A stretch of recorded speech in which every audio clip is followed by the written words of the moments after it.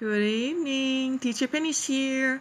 My name is Penny Meyer, and I have been teaching the children from 0 to 5 years old uh, for about 17 years now. And today I'm going to share something about me before I came to U.S.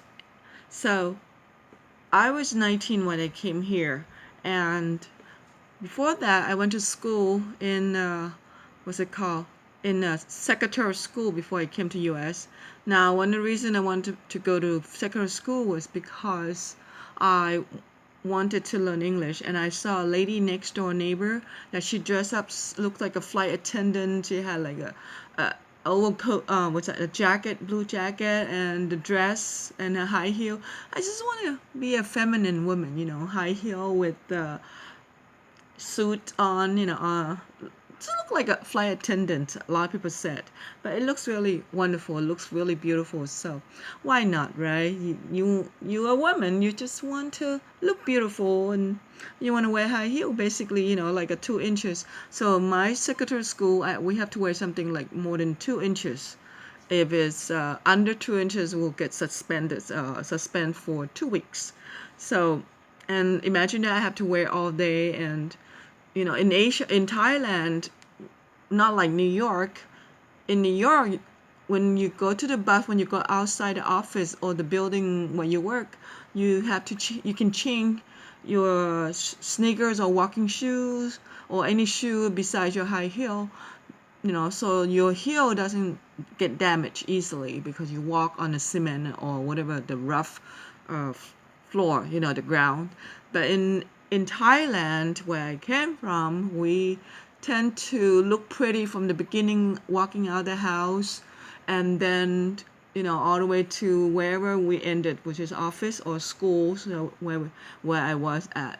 So basically, high heels all along, took bus, took whatever mini bus and mini taxi, whatever. It's always high heel, and I always have to keep changing the what's it called, the rubber of my heels all the time, like maybe twice, uh, once a month or once every 2 months or something like that. But anyway, that's about the shoes. See, here you go. And believe it or not, I have a lot of shoes. And also, one of the reason I came to US was when I was 15, I went to movie theater and I saw the movie called, in Thai we call Rak Kham Lok. So, or they call overseas love, you love somebody on another country. And so I saw the Mount Rushmore, I saw Niagara Falls, that when the women and men, the actors, the lead actor and actresses and actress, they met each other at Niagara Falls, and they fell in love there, and then they saw each other again. They went to Mount Rushmore, and Mount Rushmore in US, if you ask someone to marry, later on I found out, if you ask someone to marry there, it's a very honest, it's a very truthful marriage, which it's meaningful place to ask someone to marry, and I want to honor like that. I really want to have someone who asks me to marry him in Mount Rushmore. But look at how many years I already waiting, and then nobody did. Nobody took me to Mount Rushmore. But of course, my my husband, one of my husband, ex-husband, took me to Niagara Falls for the honeymoon, which is wonderful. So, because one of my good friend's mom, who passed away already from cancer, she such a wonderful, very high spirit woman. I admire her so much. And she had cancer for so many years, and she went through that, and I wish I was there, to help her more, to make her pain go away, which she liked it, when I massage her and her pain went away, and I wish I was there. Maybe I could prolong her life a little bit, but she's being called to heaven, so I guess that's what it was. But in any, but I wanted to come to US because of that movie. Basically, I like to see Mount Rushmore. I want to see Niagara Falls, which I did see Niagara Falls already. So Mount Rushmore was my last goal. Another thing is that I liked to come to US was not because I want to live here, was because I want to study English basically. So I basically want to study English because I love English. Now the reason I love English, let me tell you a little bit. When I was in kindergarten, so maybe hopefully one of the Thai teachers who teaching Thai will understand that, or who teaching English or language, in Thailand would understand why the kids didn't like or don't like to learn Thai, or why the kids prefer learn English more. What I have experienced was um, in US. Let me tell you, when when we teach the kids how to write English, we only have them do each day each alphabet, right? Like letter A today, letter A tomorrow, letter B the next day, letter C. Let's just say those, okay? So today, letter A, we have them write A, only 8 letters per day in kindergarten. Kindergarten by all means that from I believe it's 6 years old now. It used to be 5 years old. You have to be 5 years old that year that the child go to school, or now it changed to 6 years old. If the child's 6 years old in that same year that the child going to enroll to the class, so somehow the letter will be 8 A's each. Each day do 8 times letter A, and then after that they go with A for apple. They write out the word A for apple and this and that. Or next day will be B, so it will be B, 8 of them. 1, 2, 3, 4, 5, 6, 7, 8. Only 8 of letter A only. And B next day, and then C same thing, 8 letters of letters A. So let me tell you what. Not judging so much about Thailand, shouldn't do that, but because Thailand focus on the beauty of the writing, because Thai language is one of the beauty letters, and that's tradition, that's culture, or whatever they believe that the children should learn to write the letters beautifully, which is make it handwriting's beautiful. So, and had to be neat and beauty. Um, let me show you experience of my kid that they learn Thai in US from another Thai teacher who's teaching kindergarten, and and then teach my daughter's classroom. So, and I think after that they change it. In US, we don't tend to correct the kids about how they write. They don't need to be neat. As long as they know they can scribble letter A that similar, you can read letter A. You don't have to make it complete letter A in the line, in the wherever the dot dot dot and letter A, or letter B dot dot dot letter B. Those print line for them to guide them to write. They don't have to make sure. They don't need to make sure that they have to be outline.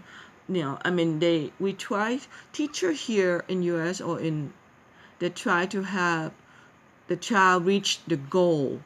It's only the goal that the child should reach, which is they're able to write A, they're able to write B, they're able to write C, A, B, C. That's all the goal for them. So they don't need to write beautiful beautiful A, beautiful B, beautiful C. No. So that's how in Asia, the Thai teachers taught the children in Thailand.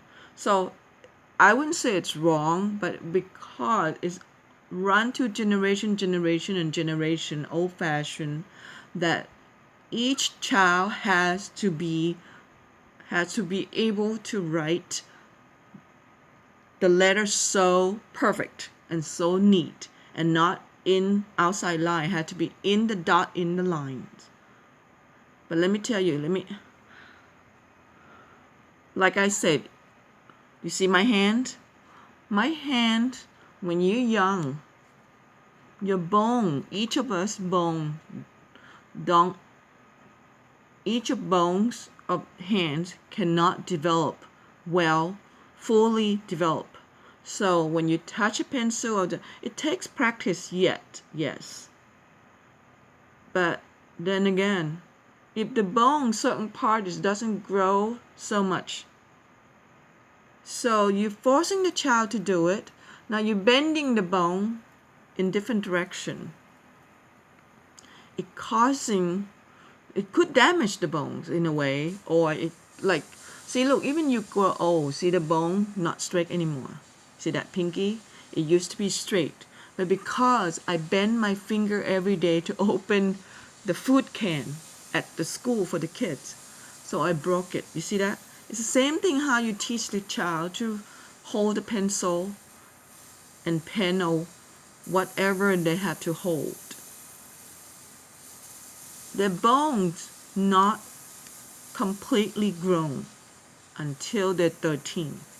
From the science that they study, they estimate is when they're 13, the bone will grow completely. So if the bones does not grow completely, that's why you see a lot of acrobats had soft bone and stuff, because they're being practiced all the time. That's why some people can do yoga when they're younger, when they're older, because they bend their body a lot. I bend my body a lot when I was young. Now, if I ever do yoga, I could bend it so well. But because my bone's not bending, all the time, so it doesn't bend no more. But if I want to bend it, I can bend it, And, but the thing is, if you're forcing the child to write ABC, and actually when I start school, I was only 4, which is in private school, they have pre-kindergarten. They have pre-kindergarten 4 years old, and they have kindergarten when they're 5 years old. So I was like 4 years old because I was tall. For 4 years old, I was tall. So they accepted me to study in pre-kindergarten, and then I had to go to kindergarten, but that's relevance, that's something else. But I'm talking about the reason I didn't like Thai was because I didn't like to be forced to write 100 letter gõ gai, for example, letter kõ kai. All those things, especially kõ quote, especially chaga che, or anything that's so hard to write, topatak, those things. I mean, I couldn't do it, or some letter. There's 44 Thai alphabets, 44 letters. There's 26 in English. And English, of course, if it's a scribble like a British, what they call like print, right? And the other one scribble thing. I cannot do that so well, but I try my best. Good thing I like art, so I could do it. But the thing is, funny thing is, how come they didn't make me write English 100 of them in the letters? I don't know why, but they make me do Thai a lot. They focus on Thai language, that the Thai alphabet has to be completely perfect, and I wasn't happy about it. So I think it's that because of that causing me not to like Thai language, and I didn't care much about Thai at all. I only care about English.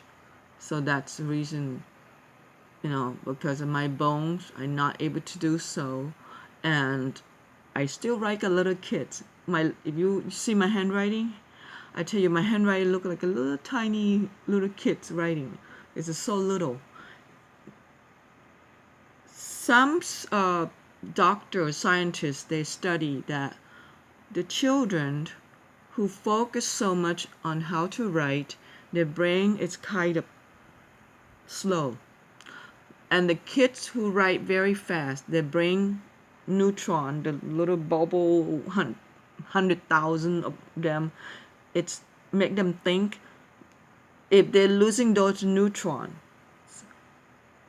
they're gonna lose their memory. So you have to keep generate your neutrons and all those bubbles. There's 100 of them, 100,000 of them in your brain. So if you shut off one neutron, one by one. You shut it off by focus on one thing. On your writing the letter, gao kai, kau kai, all those letters. If you focus on slowly writing and make it perfect, your brain run very slow. Not saying you're dumb, okay? You could be smart, but you could be smart in different direction. You could be smart of being a great artist because you focus. So, but the thing is, if you're doing numbers, it's no good. So I don't like to focus on slowly writing Thai letters.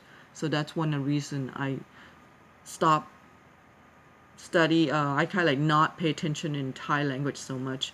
So I kind of like lack of Thai language, and it's so hard for me to learn Thai, and I guess my brain shut off the system of learning Thai language. It's not my goal. So my goal is I love whatever. I love this teacher teaching English.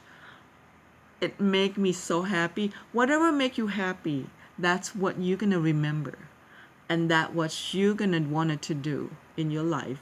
Whatever make you happy. So I am happy learning English. So I focus on English. So I'm good at English. You see, and all of my classroom when we took the finals exam in Thailand, my teacher was like, what? It took you 15-20 minutes to finish, and the other like took them 1 hour or more than half hour. They gave me one.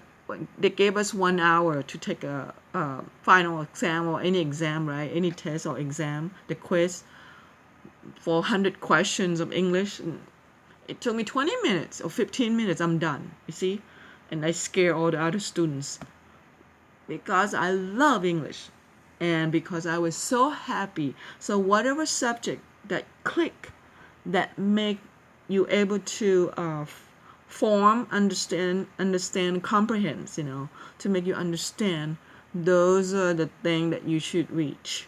Like if your kid's good in math, maybe they'll be good in economy, they'll be good in calculate things, scientists and calculate how to make a bomb. Who knows, right?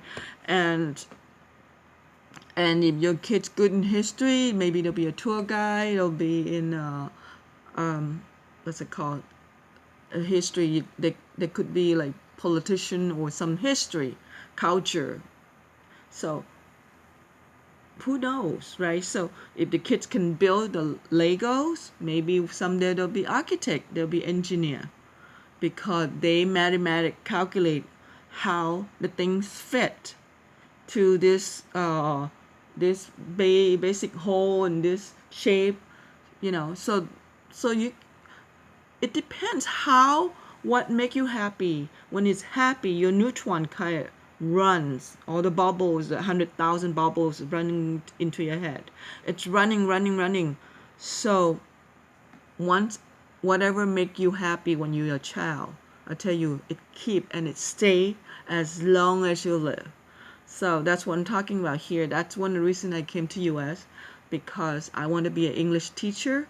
But I'm not perfect either, but I wish that I could go to Thailand and open a school in Thailand, which I did, even though it was not success, was because of there's a pro and con, that I have to be there to catch those liar about it's about someone doing no good, to my place. That's why I have to sell my place. So it's just unfortunate thing, it has to do with landlords. So and it didn't work out, so why should I stay, right? But you know what? I finished my goal. I opened schools too. I opened schools and I accomplished to open, and I was in US when I opened, and I accomplished. I was in US, hired the teachers, and look at all my teachers. They're such a wonderful teacher, and I love them so much, with all my heart.